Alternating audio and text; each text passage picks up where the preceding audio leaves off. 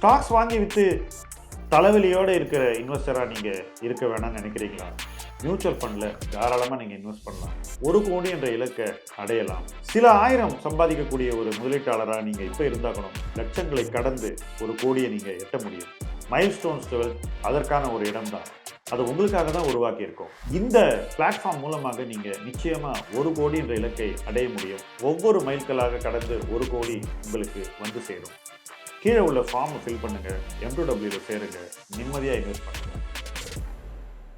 1 லட்சம் ரூபாய் எஸ்ஐபி மாதந்தோறும், இதை பத்தி பேசலாமா?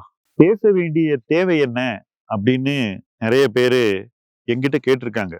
சார், நான் 25,000 இப்ப பண்றேன், என்கிட்ட போய் எதுக்கு 1 lakh பத்தி பேசுறீங்க? எனக்கு என்ன தேவை? இது ஒரு செட் ஆஃப் பீப்புள். சார், நான் வெறும் 10,000 தான் பண்ணிட்டு இருக்கேன் இன்னைக்கு, என்கிட்ட போய் நீங்க 1 லட்சம் எஸ்ஐபி பண்றதை பத்தி பேசுறீங்களே, அது எனக்கான குரலா எனக்கு தெரியல. இது 2வது செட் ஆஃப் பீப்புள். 3வது செட் ஆஃப் பீப்புள், நீங்க பணக்காரர்களுக்காக மட்டும்தான் பேசுறீங்க, நீங்க சாமானியர்களுக்காக பேசல. இது 3வது செட் ஆஃப் பீப்புள். ஃபர்ஸ்ட், இந்த ரியாக்ஷன்ஸை ஏத்துக்குவோம். இந்த ரியாக்ஷன்ஸை பத்தி முதல்ல பேசுவோம். 1 லட்சம் ரூபாய் எஸ்ஐபி அப்படின்னு பேசும்போது நீங்க சாமானியனை பத்தி பேசல. என்னை பொறுத்த வரைக்கும் இன்னைக்கு 1 லட்சம் ரூபாய் எஸ்ஐபி பண்றவன் சாமானியனா தான் முதலீடு பண்ண ஆரம்பிச்சான். First point.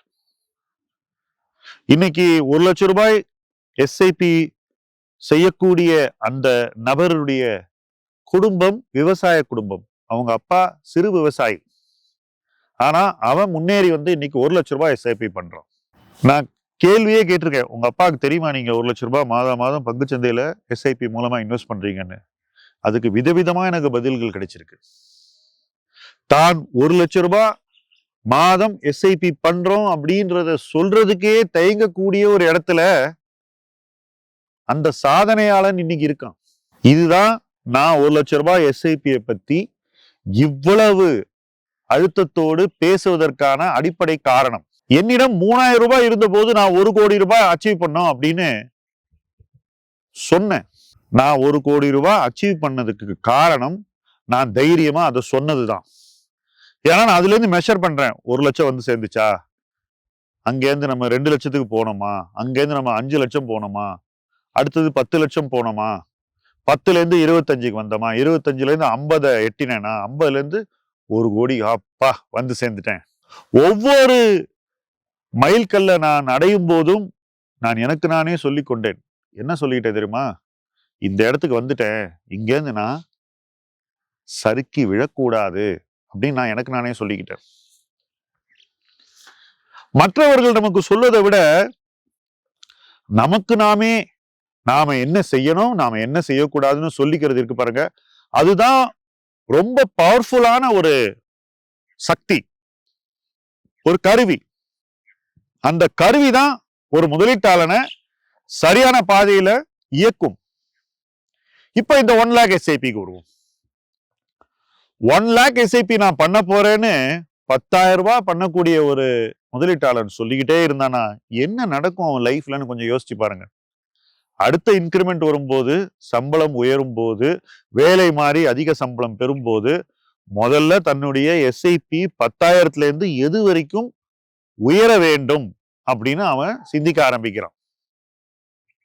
தன்னுடைய வாழ்க்கை தரம் எப்படி உயரணும், தன்னுடைய சேமிப்பு எப்படி உயரணும், தன்னுடைய முதலீடு எப்படி உயரணும்னு இது 2த்துக்கு நடுவில் ஒரு பேலன்ஸை உருவாக்குறான்.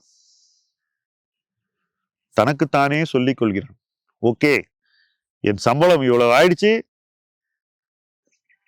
30,000 ரூபாய் சம்பளம் இருந்தப்போ நான் 10,000 பண்ணேன், இன்னைக்கு என் சம்பளம் 50,000 ரூபாய், என்னால நிச்சயமா 20,000 ரூபாய் எஸ்ஐபி பண்ண முடியும், முடிஞ்சா 25 அதை நான் உயர்த்துவேன் அப்படின்னு அவன் தனக்கு தானே சொல்லிக்க முடியும். 50,000ல இருந்து அவன் சம்பளம் 75,000 ஆகுது. 75,000 ஆகும்போது அவன் என்ன தனக்கு சொல்லிக்கிறான், நான் இப்ப என்னுடைய எஸ்ஐபிய குறைஞ்சபட்சம் 35ல இருந்து 40,000 நான் ஆக்க போறேன் அப்படின்னு சொல்லிக்கிறான். 1 லட்சம் மாத சம்பளம் வரும்போது அவன் தன்னுடைய எஸ்ஐபிய 50,000 இருந்து 60,000 வரைக்கும் உயர்த்த முடியும்னு தனக்கு தானே சொல்லிக்கிறான். நான் உங்கள்ட்ட இதை பண்ணுங்கன்னு சொல்றதை விட நீங்களே உங்களுக்கு அதை சொல்லிக்கிட்டீங்கன்னா அதனுடைய பவர் பல மடங்கு அதிகம். ஏன்னா நீங்க உங்களுக்கே சொல்லிக்கும் போது அது உங்களுடைய டிட்டர்மினேஷன், மன உறுதி, வலிமை. உங்க மன உறுதியும் வலிமையும் கூடும்போது உங்களுடைய கன்விக்ஷன் என்ன ஆகும்? இன்னும் உறுதியாகும், அதிகமாகும். இதெல்லாம் தான் நம்ம இன்னைக்கு செய்ய முடியாத ஒரு விஷயத்தை பத்தி பேசும் போதும் சிந்திக்கும் போதும் நமக்குள்ளேயே அதை பிளே பண்ணி பார்க்கும் போதும் நம்முடைய உளவியலில் நடக்கக்கூடிய மாற்றங்கள், முன்னேற்றங்கள். இது இல்லாம ஒருத்தனால 1 lakh SIPக்கு போக முடியுமா அப்படின்னு கேட்டீங்கன்னா சந்தேகம்தான் அப்படின்னு நான் சொல்லுவேன். ஆனா இது இருந்தாக்கா அவன் உறுதியா 1 lakh SIPக்கு போவான். அவனுடைய தின நடவடிக்கைகள், அவன் வேலையை எப்படி செய்யறான், அதுல எப்படி தன் நல்பெயரை காப்பாற்றிக் கொள்கிறான், வளர்த்து கொள்கிறான், எப்படி தன்னுடைய வேலையில் வளர்ச்சியை அவன் அணுகுகிறான், இது எல்லாமே மாறிடுங்க. ஒருத்தருடைய பங்க்சுவாலிட்டி கூட மாறிடும் இந்த மாதிரி ஒரு ஃபோக்கஸ் இருந்துச்சுனாக்கா. சோ இதை நான் அச்சீவ் பண்ணி ஆகணும் அப்படின்ற எண்ணம் ஒருத்தருக்கு வரணும்னா அதை அவன் மனசுக்குள்ள அதை விதைக்கணும். நான் 1 லட்சம் ரூபாய் SIP என்ற இலக்கை பற்றி பேசுவது ஆக்சுவலா 1 லட்சம் பண்ணக்கூடியவனுக்காக இல்லைங்க, 10,000 ரூபாய் இன்னைக்கு பண்றவனுக்கு தான் நான் பேசுறேன். ஏன்னா இவன் தான் அந்த விஷயத்தை அவன் மைண்ட்ல இன்னும் அதிகமா ஏத்திக்கணும். 1 லட்சம் பண்ணக்கூடியவன் ரொம்ப ஈஸியா பண்ணிட்டு போயிடுறாங்க. உங்களுக்கு குடும்ப வருமானம் 2.5 லட்சம் இருந்துச்சுனாக்கா அந்த குடும்பம் உறுதியா 1 லட்சம் SIP பண்ணுது, பிரச்சனையே கிடையாது. 5 நிமிஷத்துல இந்த டிஸ்கஷன் முடிஞ்சு போயிடுது. வெறும் சில நியாயமான கேள்விகள். உங்ககிட்ட வருமானம் இருக்கே, இந்த வருமானத்தை நீங்க 10 வருஷத்துல ஏதாவது ஒரு கணிசமான சொத்து உருவாக்க பயன்படுத்தணுமா கூடாதா? அந்த சொத்து உருவாக்கத்தை மாசம் பண்ணி சாதிக்க முடியும்னா அதை நீங்க செய்ய தவறினால் அது நியாயமா?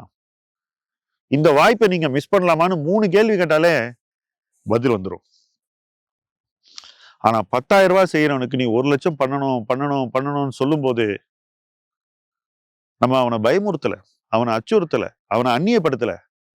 அவனையும் இந்த ஒரு ட்ரீம்ல, இந்த ஒரு தேடல்ல நம்ம இணைத்துக் கொள்கிறோம். அவனையும் நம்ம அரவணைச்சு இதுல கூட்டிட்டு போறோம். இதுதான் என்னை பொறுத்த வரைக்கும் ஒரு சாமானியனுக்கான சரியான பேச்சு. இதுதான் நம்ம சாமானியனுக்கு சொல்லணும். அதை விட்டுட்டு இவ்வளவு பண்ணு, இதுக்கு மேல உன்னால முடியாது அப்படின்னு நம்மளே சொன்னோம்னாக்கா அதை அவன் நம்ப ஆரம்பிச்சிருவான். இவ்வளோண்டு கொஞ்சம் கொஞ்சமா வாங்கு அப்படின்னு நம்ம சொன்னோம்னா கொஞ்சம் கொஞ்சமா வாங்குறதா அவனை பணக்காரன் ஆக்கும் அப்படின்னு அவன் நம்ப ஆரம்பிச்சிருவான். ஆனா கொஞ்சம் கொஞ்சமா பண்ணி ஒருத்தன் பணக்காரன் ஆகிறதுக்கு செலவிடக்கூடிய காலம்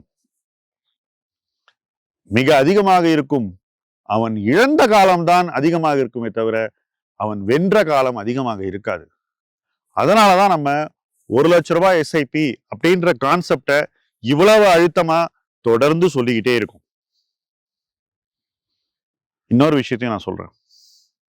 இன்னைக்கு இத பத்தி நம்ம இவ்வளவு உறுதியுடனும் தெளிவுடனும் பேசும்போது பலருக்கு தன்னால் இதை செய்ய முடியும் என்ற தைரியம் பிறந்திருக்கிறது. இன்னும் பலருக்கு இப்பவே என்னால செய்ய முடியுமே, நான் ஏன் செய்யல அப்படின்ற ஒரு கேள்வியை எழுப்பி இருக்கு. சில பேர் நான் இப்போ 75,000 பண்றேன், நான் என்ன பண்ணா 1 லேக்குக்கு போக முடியும் என்னுடைய SIPல அப்படின்னு சிந்திக்க வச்சிருக்கு. 50,000 செய்யக்கூடியவனை எவ்வளவு நாள்ல நான் 1 லேக் ரீச் பண்ணுவேன்னு திங்க் பண்ண வச்சிருக்கு.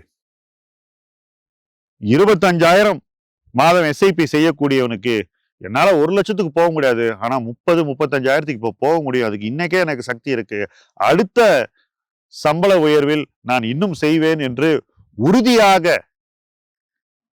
ஒரு எண்ண ஓட்டத்தை உருவாக்கி இருக்கு. இது எல்லாமே உளவியல் மாற்றங்கள். நம்ம ஒரு விஷயத்தை எப்படி பார்க்கிறோங்கிறது மாறிட்டாலே, நம்முடைய பார்வை மாறிவிட்டால் நம்முடைய பயணம் மாறிவிடும். நம்முடைய பார்வைகளை மாற்றுவதுதான் இந்த 1 லேக் SIP என்ற இலக்கின் நோக்கம். நம்முடைய பார்வை மாறும்போது நம்முடைய பயணம் மாறும், நம்முடைய இலக்குகள் இன்னும் தெளிவாக நமக்கு தெரியும். அந்த இலக்கை நோக்கி நாம் பயணிப்போம். அந்த பயணங்கள் தான் வெற்றி பயணங்கள். அந்த வெற்றி பயணங்களை இணைந்து உருவாக்குவோம். முதலீட்டு களம் உங்கள் களம். நன்றி.